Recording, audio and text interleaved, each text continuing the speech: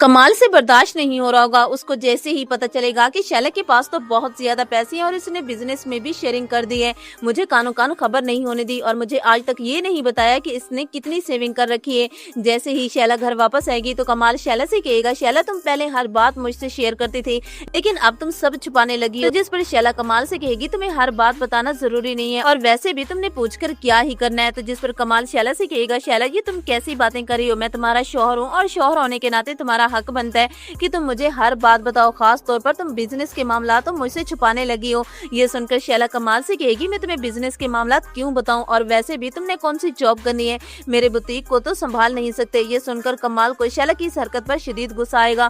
तभी शैला कमाल से कहेगी, हम पार्टी में जा रहे हैं, डैड और इदरान भी जाएंगे। ये देखो मैंने डायमंड का नया सेट लिया है, बताओ ये कैसा लग रहा है। डायमंड का नेकलेस देखने के बाद कमाल शैला से कहेगा, ये नेकलेस बहुत प्यारा है, तकरीबन कितने का होगा। जैसे ही शैला कमाल को इसकी प्राइस बताएगी तो प्राइस सुनते ही कमाल के मुंह में पानी आ जाएगा और वो प्लान बनाएगा कि यही सही मौका है, रास्ते में गाड़ी पर हमला करवा दूंगा, इस डायमंड के नेकलेस को बेचकर खूब अय्याशी करूंगा। जैसे ही शैला और कमाल पार्टी में जाएंगे तो कमाल के भेजे हुए गुंडे गाड़ी पर हमला कर देंगे और वो शैला से उसका नेकलेस छीन लेंगे। शैला रोती हुई घर वापस आएगी, इदरान और क्यूम को आकर बताएगी। इदरान और क्यूम शैला की बातें सुनकर काफी ज्यादा हैरान होंगे। तो जिस पर इदरान शैला से कहेगा, शैला कमाल भी तो तुम्हारे साथ था, क्या ये इन गुंडों को रोक नहीं सकता था। ये सुनते ही कमाल इदरान से कहेगा, इदरान भाई आप कैसी बातें कर रहे हैं, मैं कैसे रोक सकता था, उनके पास गन थी और खुदा ना खास्ता अगर वो मुझे गोली मार देते तो क्या होता। तभी मारिया इदरान से कहेगी, ये सुनकर मुझे भी बहुत बुरा लगा, इस तरह के प्रोफेशनल चोर पूरी प्लानिंग के साथ वारदात करते हैं, उनको पता होता है कि किस वक्त क्या करना चाहिए। ये सुनते ही इदरान हैरान होकर मारिया से कहेगा, तुम्हें बड़ा पता है चोर वारदात कैसे करते हैं, कहीं ये चोरी तुम दोनों भाई और बहन ने तो नहीं करवाई।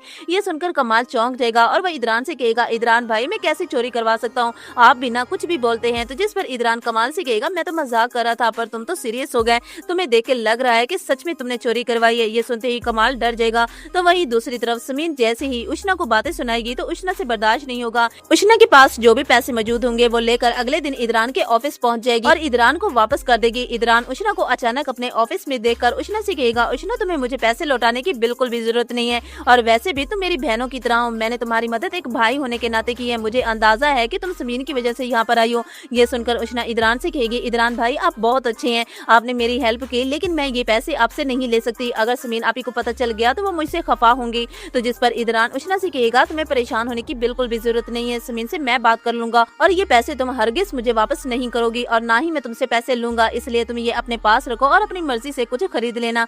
मारिया उष्णा को इदरान के ऑफिस में देखकर हैरान होगी। घर आने के बाद मारिया कमाल को बताएगी कि आज ऑफिस में उष्णा आई थी। तो जिस पर कमाल हैरान होकर मारिया से कहेगा, उष्णा ऑफिस में क्या कर रही थी, तुमने सुना कि वो इदरान से क्या कह रही थी। तो जिस पर मारिया कमाल से कहेगी, मैंने कुछ नहीं सुना, लेकिन वो इदरान को कुछ लिफाफा दे रही थी और इदरान ने उष्णा से वो लिफाफा नहीं लिया, उसे वापस कर दिया। ये सुनकर कमाल काफी ज्यादा परेशान हो जाएगा। कमाल को इस बात का डर होगा कि कहीं उष्णा मेरे बारे में इदरान को बता न दे। अब कमाल का बुरा टाइम स्टार्ट होने वाला है, बहुत जल्द कमाल की असलियत सबके सामने आने वाली है। तो व्यूअर्स, कमाल की असलियत सबके सामने आने के बाद कमाल को क्या सजा मिलनी चाहिए, अपनी राय कमेंट्स में जरूर दीजिएगा।